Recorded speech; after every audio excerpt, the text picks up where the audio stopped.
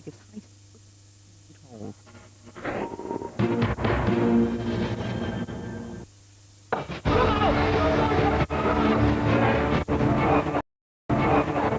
The 4th of April 1983 went down in criminal history. A gang of armed robbers raided a high security depot in London, nicknamed Fort Knox. This team were obviously regarded as being the top echelon of robbers. The heist was executed with military precision. The robbers carefully planned their attack and fled without a trace. It seemed to be completely devoid of any clues. They just seemed to have vanished with the money. They held the guards to ransom for an agonising 8 hours, then stole almost £7 million. But how did they do it? This is the unbelievable story of the Security Express heist.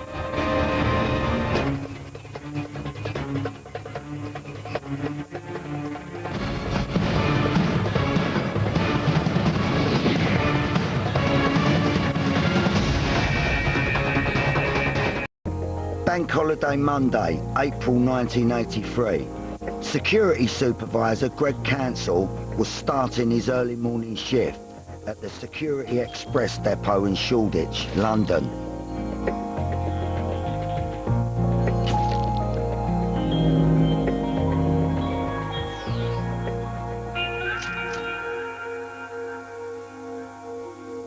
Greg Council was the controller for the day, and he came in to work very early, took over from the other controller. His job was to allow people to come in the building, and generally he would sit there monitoring the cameras. It was no normal day at the office. The bank holiday meant the depot was awash with cash as they waited for the banks to reopen the following day. Greg needed the other guards to arrive before allocating the workload. And it was on Easter Monday. There was a big prize there because of the Daily Mail exhibition at Earl's Court. That would bring in a lot of money every year. So millions of pounds had to be handled that day. Each guard would be busy. As Greg waited for the first of the other 7 men to arrive, he went about his usual routine. At one stage, he got up to go and get a pint of milk that was just outside the back door, near a place where the wheelie bins were stored.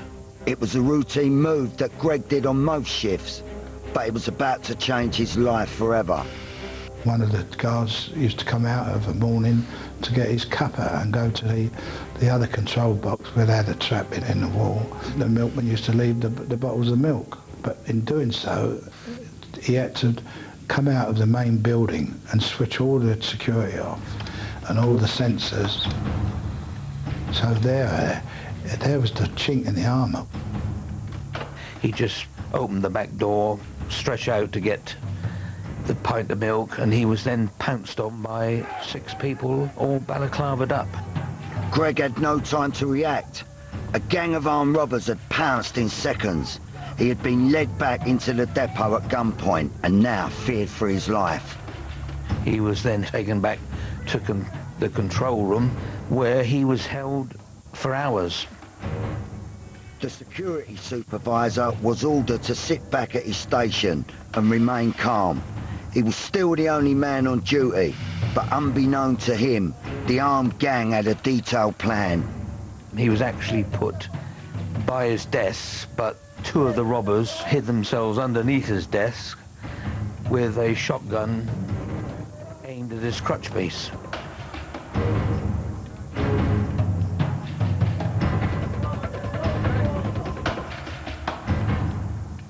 And that's where he sat for a long while, letting his fellow colleagues come in one by one. The pressure on Greg was immense. 7 other men were due on duty, and he knew that it took more than one guard to get to the millions of pounds stored in the vaults, but so too did the robbers. You got to get the guards to tell you exactly what's what and what you open first or second or third, or what keys you put in, which way you turn them, panic buttons and alarm buttons. And it appeared that the robbers even knew detailed knowledge of the premises, the security cautions they take, the locks, the keys. He did a good job in a way, because he was told not to look up and not see any faces, because if someone comes in the main entrance and they get a look, there was nothing to stop them running back out the door and raising the alarm.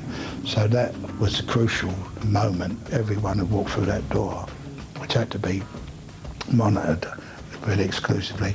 And poor old Greg had a shooter up his Niagaras, so he had to do as he's told, didn't he, you know? Hey. Really, what made it even more devastating was the fact that they were there so long. Security guards were coming in every half an hour. They were confronted by a shotgun, and they were then put at the back, and it just seemed impossible that no one had noticed something untoward going on.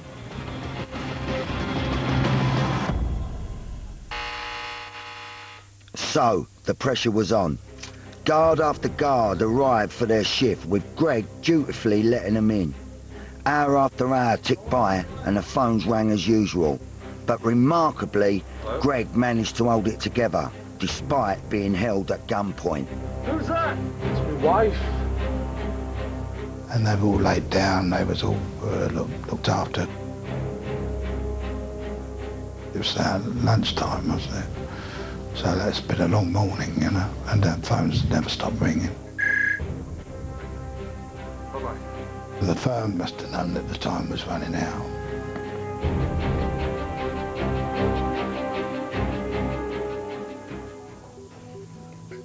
The robbers had lain in wait for over 7 hours. Their plan was military. Each guard now lay helpless in the locker room. All but one man was accounted for, and he held the vital information they were after.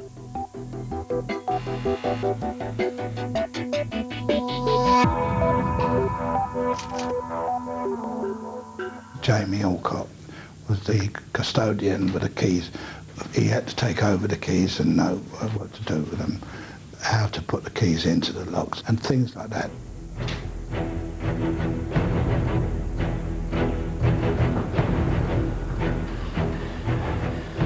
But the last guard wasn't about to give up his information easily. And one was the stubborn old boy who was being a bit clever. Of course, they had a little can of a lighter fluid. And he's told to behave himself, otherwise he's going to be set alight if he didn't tell the truth.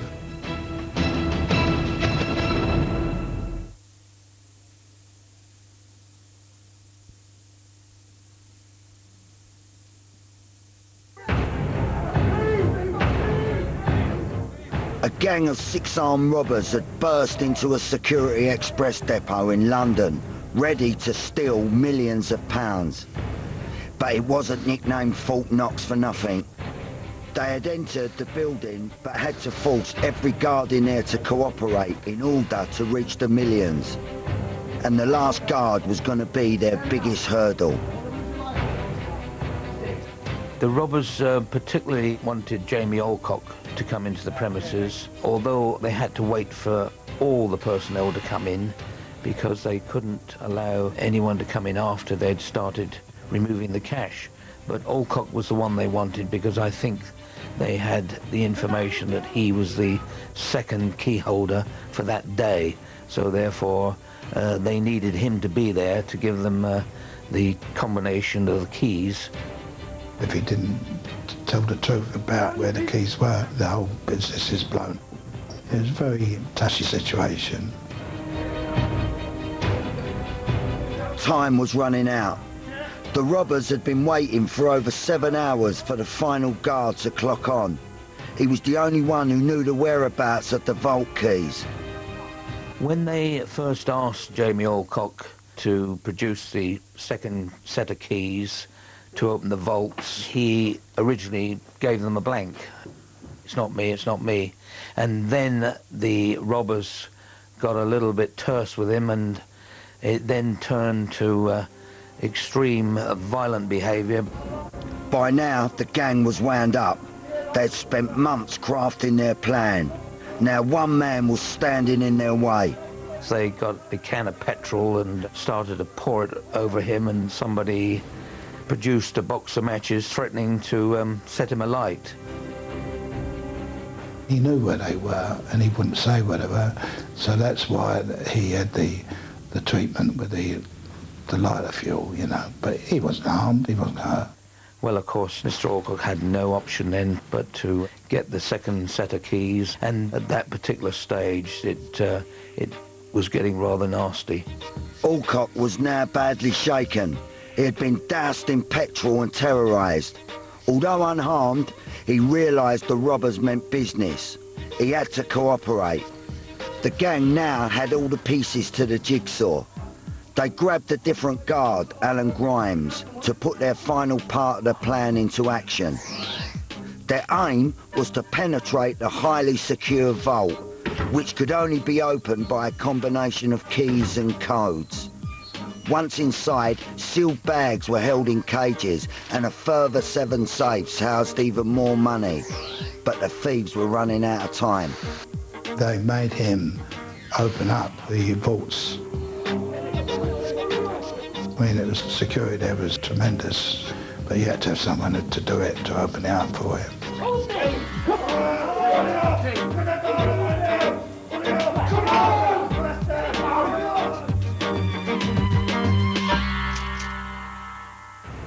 The pressure was now mounting. No vans had left the depot for over 8 hours. Phones were ringing off the hook with customers wondering where the guards were. All bar one were bound and gagged in the depot. The robbers had only moments to get to the millions of pounds. It's a long procession to get to the vaults themselves.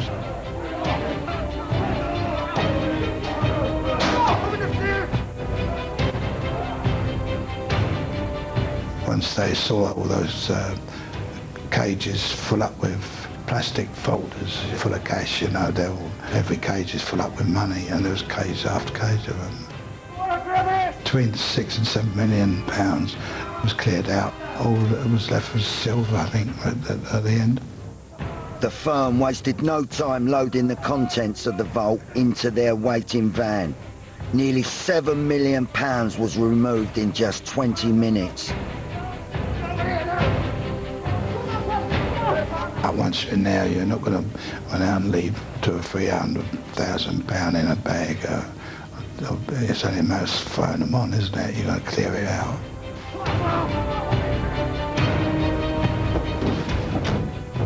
But as the van sped away, one gang member nearly blew their whole operation. On the way out, one got nearly trapped in the door because the doors was closing on him, and he got stuck in just at the last moment, because they had to run across the yard from the box, press the button and then run and get out. Of course the vans and the car had already gone, the van with the money, and they're just a car outside waiting for him. And then there was silence.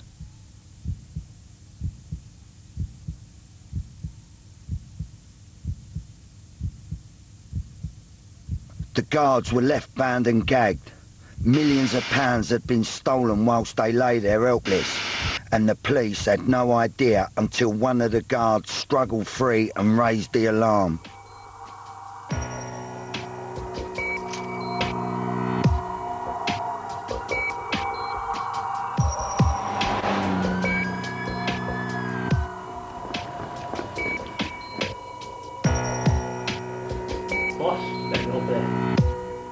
When I actually got to the premises, there was at least 8 of the security staff. They were all in various places, being interviewed by officers. You could see various items like stockings. The guards' helmets were left on the floor. And then when you went in the vaults, of course, there was turmoil there. The whole thing was just in chaos, really. The highly organised gang wasted no time in fleeing to a secret location. There's not many places you can drive a big vehicle in. I mean, there's too many nosy people around in town. It's got to be out in the sticks a little bit, where you can pull down a few lanes and then pull into somewhere where you've got no neighbours. Police were now in a race against time to draw up a list of potential suspects. I think from the outset we knew it was a real professional team, and probably an old-fashioned team, a mature team. They seemed to be well in control of the guards. They knew exactly what to do and say and how to frighten the guards into doing what they were told. So professional were the gang that they left no way of tracing them from the scene. By the time the police were looking for clues, the thieves were tallying up their new fortune. I was invited on board to help. The money went back to a barn where the money was laid out on trestles and divided up into different sections and parcels. Everyone was in charge of their own particular money, you know. It's very nice, but you couldn't even put anything in your pocket and take it home with you, could you, you know? Or go home and say, go and go out and buy yourself a new car.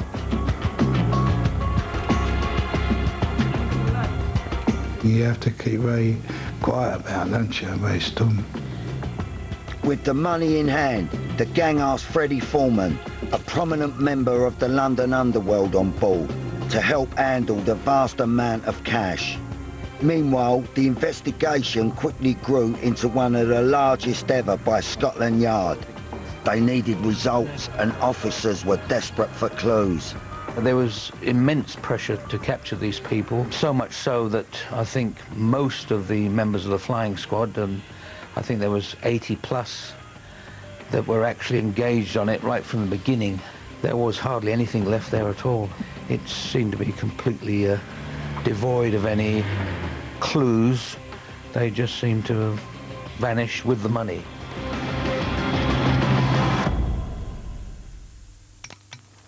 And whilst officers were left on the back foot with no forensic leads at the depot, the cash was divided and taken deeper into the gang's network. We were fortunate enough to have an office in the building where the money was kept. And had tea and sandwiches and counting machines and things. And of course, all marked money has to be disposed of if the bank staff have marked it in any particular way. So that can get you arrested and nicked later on, you know. So you have to go through it all, really, as best as you can. As Foreman counted the cash, detectives started to pick up on other leads. We were doing a bit of proactive policing, setting up surveillance points on various teams.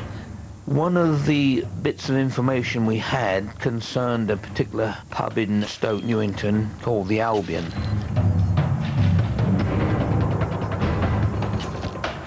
And then Foreman had phoned us to say that people who were frequenting that were involved in the robbery.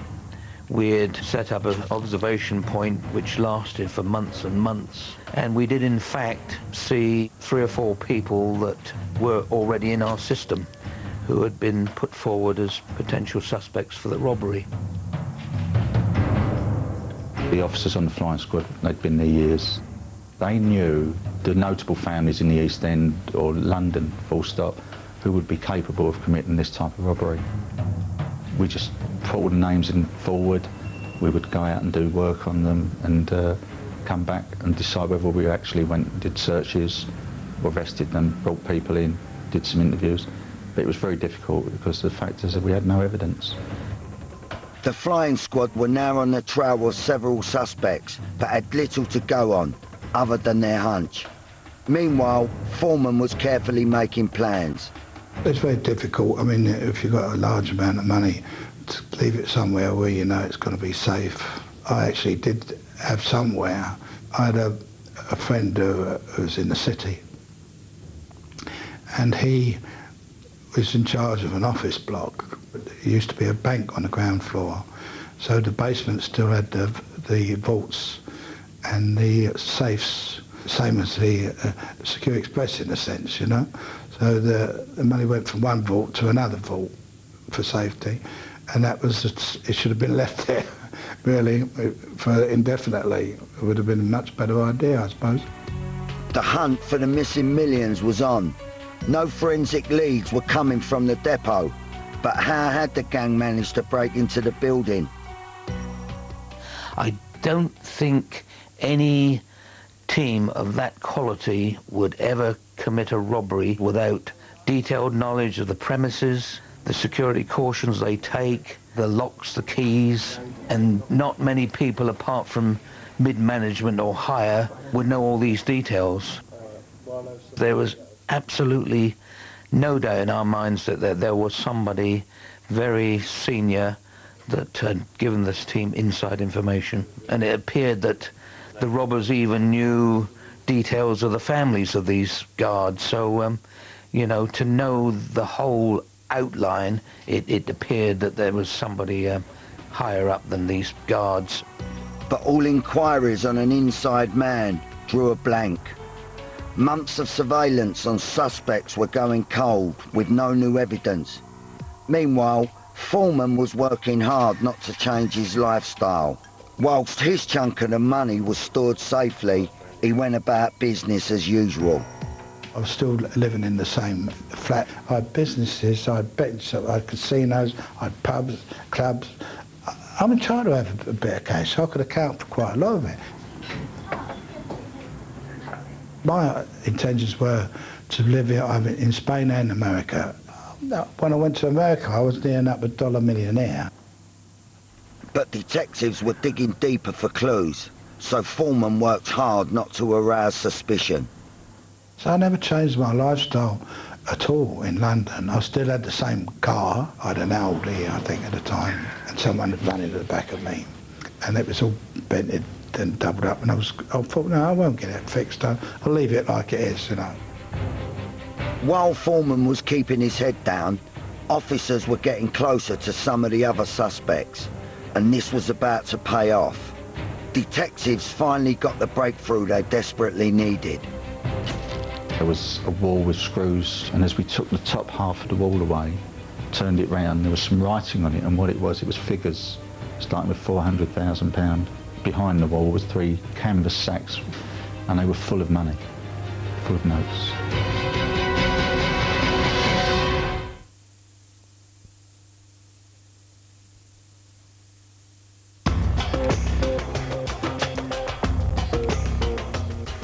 An armed gang of robbers had ambushed the Security Express depot and fled with millions of pounds. The thieves had left no forensic clues, and all the police knew was that this was the biggest cash robbery ever to hit the UK. But now, after months of drawing blanks, their surveillance was about to pay off.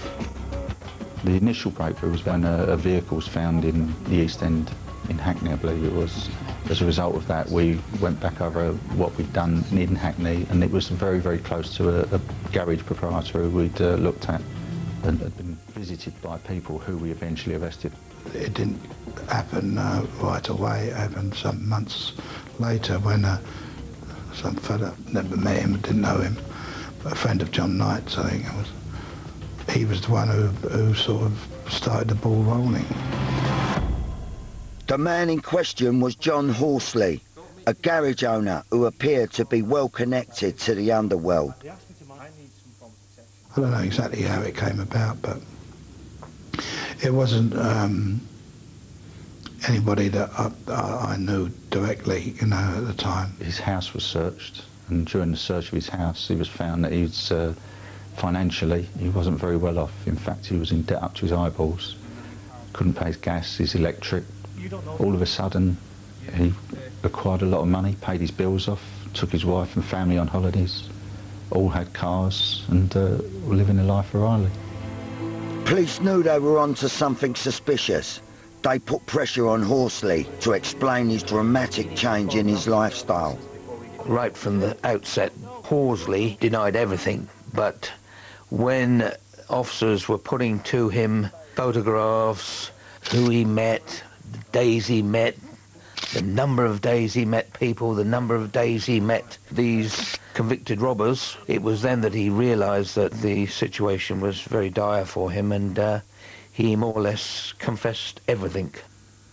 He told us that his part of the robbery was that he'd been asked if there was anywhere he could give as a storage place. He offered his garage, which he owned, and the gentleman who asked him if he could have a storage place asked for both or all the keys that he had to the garage, and he said it would be well looked after for the use of the garage.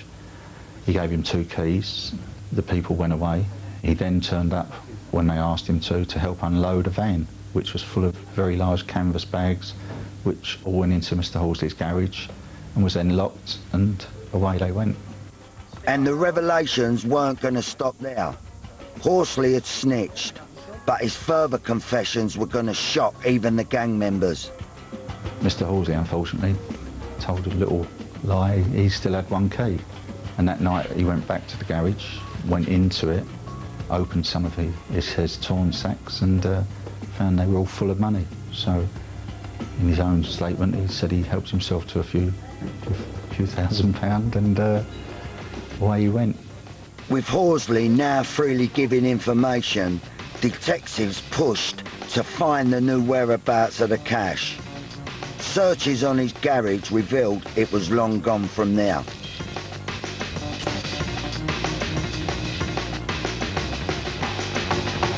Mr. Horsley then decided to tell us that he'd been asked to look after one of the robbers' share of the money, to count it, look after it, put it in a safe place so that it was available when he needed money. What he told us was that his father-in-law was an old age pensioner, and within his flat in a walled and controlled place, he'd put a false wall that allegedly the father-in-law didn't know about, and behind that wall was 3 bags of money. So it was then that Mr. Wilton decided we would go out there and then and search his father-in-law's house. But we were told it would be money. We needed tolls and bags to get the money. Turned up, went into an old age pensioner's flat. First thing we noticed was the pool table where Mr. Horsley said he'd counted the money on. And secondly, went into a room and there was a wall with screws freshly in it, which we undid. And as we took the top half of the wall away, turned it round, there was some writing on it, and what it was figures starting with £400,000, and it was then like withdrawals that basically the gentleman who committed the robbery would take. Yeah. Behind the wall was 3 canvas sacks, and they were full of money, full of notes. The interrogations didn't stop there. Horsley was a man at breaking point, but would he give up his all-important contacts? Mr. Horsley, in his disclosure to us, had named the people who had turned up, or some of the people he knew. It was a massive breakthrough, and it was the start of the arrests of the main players within the robbery. The police had their breakthrough. Horsley admitted his link with Billy Hickson, local gangster with a string of convictions for robbery, and Terence Perkins, hard man from North London with 1 previous minor conviction. Both men were known to the police and potentially dangerous. But officers didn't stop there. It was Mr. Perkins' money, which was behind the wall. The money was a large breakthrough because we had no evidence. We now have evidence of cash that came from that robbery. They now had 1 suspect definitely linked with the cash found. But the firm were about to discover they had another supergrass amongst them. Horsley mentioned another man who was on the periphery, a man called Opiola. We didn't know hardly anything about Mr. Opiola, but he gave us a bit of a clue. The flying squad was on the verge of another massive breakthrough. Mr. Alan Opiola was to prove the next big chink in the robber's armour. Detective Chief Inspector Wilton wasted no time in bringing him in for questioning. Our inquiries revealed that Mr. Opiola ran a garage that was owned by John Knight. So the information gathered momentum within, 4 or 5 days, and when we arrested Mr. Opiola, similarly to Horsley, he was just a minnow, and within a couple of days of being shown the fact that he had rented this van, he succumbed, and he in fact became a supergrass. He told us so much that he became a very, very important witness. Opiola's information revealed he'd been leaned on by his associate to help after the robbery. And lo and behold, Mr. Opiola deposited £30,000 notes because he'd allowed his house to be used. He stated that his house had been used for 3 or 4 days to count the money from their bags, and it took him 3 or 4 days. His bedroom was used, his wife went and stayed with the mother-in-law. Less than 24 hours after Opiola's revelations, flying squad officers turned up at the next suspect's house. John Knight, well known to the police and business partner of Opiola's. The informants had played right into the officers' hands. The police now had their men, but would the gang reveal all?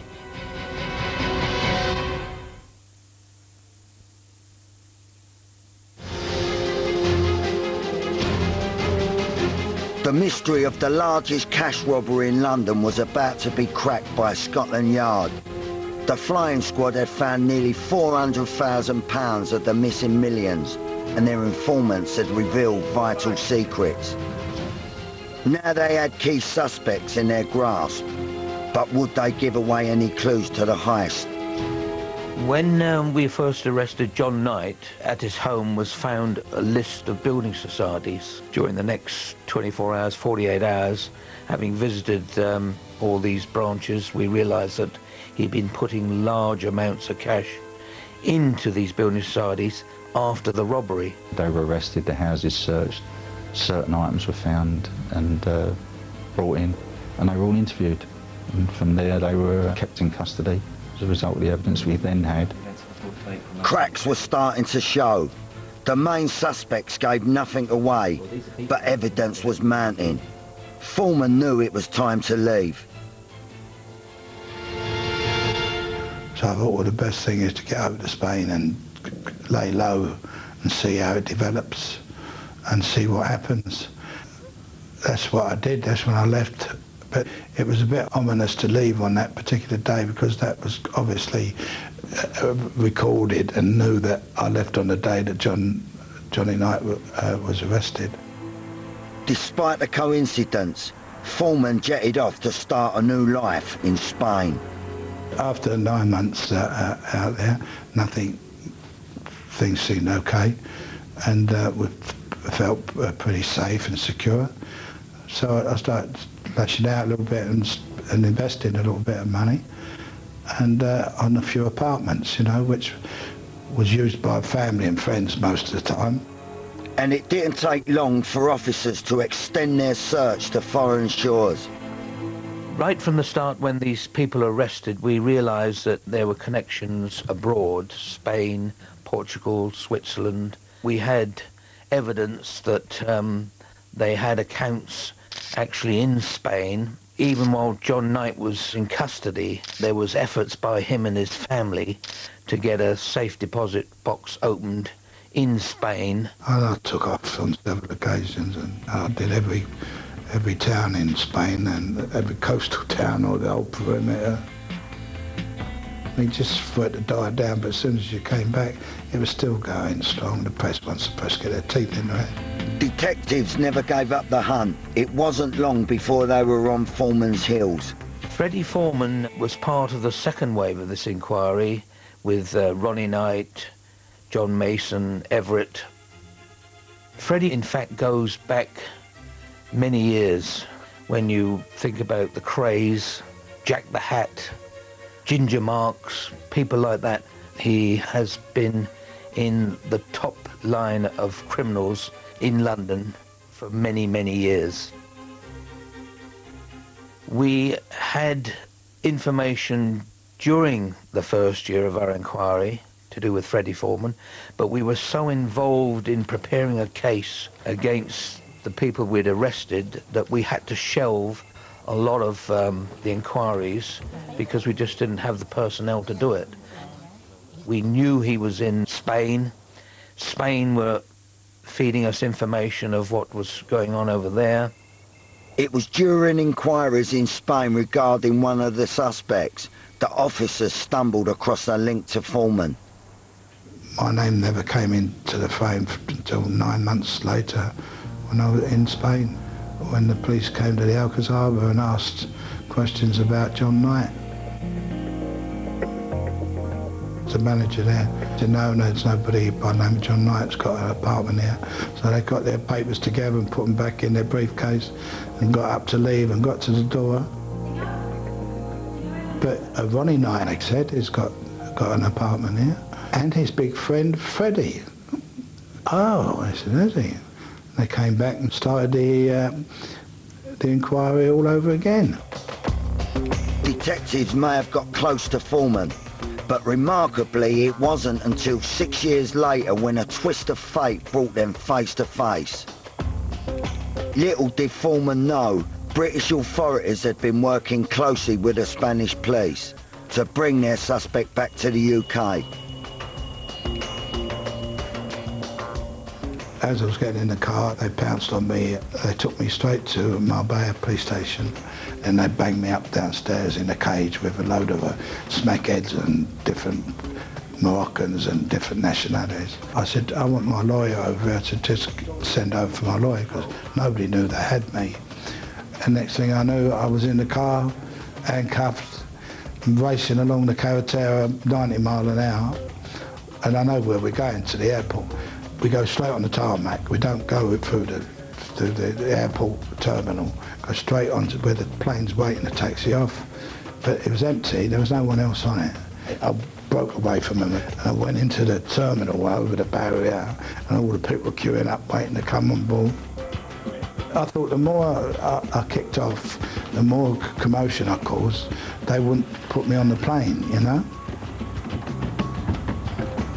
They got me up the flight of stairs and I put my foot in the side of the staircase and we all went down. Eventually they got me onto the plane and threw me down. And one of the stewards, a fella, came over and said, Mr. Foreman, he said, it's very hot, you must be thirsty, have a drink. And I lifted my head up, yeah, that's right, that's very kind of you. And he had a beaker and he tipped it up and I swallowed it all down. And as soon as I swallowed it, I knew that because there's a bitter taste. I felt myself being carried to one of the seats. They actually woke me up because I was still spark out as I saw the robbery squad coming down the plane and arrested me.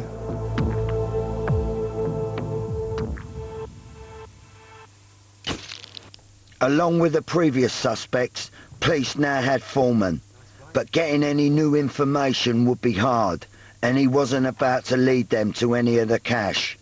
You got anything on me, then you show me the evidence. We recovered a lot of cash at a relative of Mr. Horsley, but in most cases the robbers had bought property, put money in banks, so that is why we got several officers from the fraud squad to assist us, because it seemed more of a financial case than it was any other form of evidence. But of course the thing that let the robbers down mostly was the fact that 1 minute they were penniless, and from April the 4th of 1983 they had vast amounts of money. So, you know, it just seemed so obvious that they were engaged in this particular robbery. There's only 360,000 they traced that had been transferred from different banks from different places, and they could prove that. But I had businesses, so I could account for quite a lot of it. The gang were on borrowed time. It had taken years, but Scotland Yard were finally piecing together their evidence through bank account details. But how the gang managed to infiltrate a top security depot remained a mystery until some time later. Apparently it wouldn't have happened without the office. The office across the alleyway at the side of the building was really the important reason why you could observe and spot this little chink in the armour, this floor. There's always a lot of involvement, there's a lot of work has to be done. right the way through the night, sleeping bags, flasks and binoculars and everything to get every little detail, you know, and the angle of the cameras and things like that. Where do you think is a blind spot?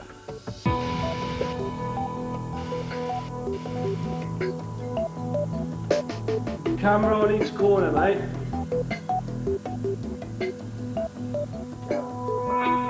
It's not like in the movies when they come all dressed in black like ninja turtle things and they're throwing grappling hooks over the wall and scrambling up.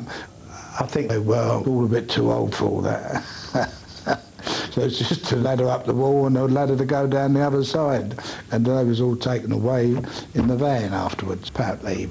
I don't expect any one of the firm would have thought that they would have been there for over 12 hours on the robbery, because it started at 12 o'clock on the night, got to 3 o'clock when it was able to go over the wall when it was quiet, to hole up there and wait until the morning when the first guard came on duty.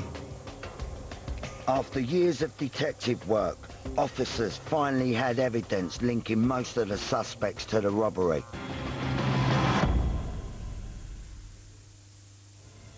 The trial was regarded as very serious. The magnitude of the robbery and the robbers concerned was such that they were escorted to the court every single day of the trial.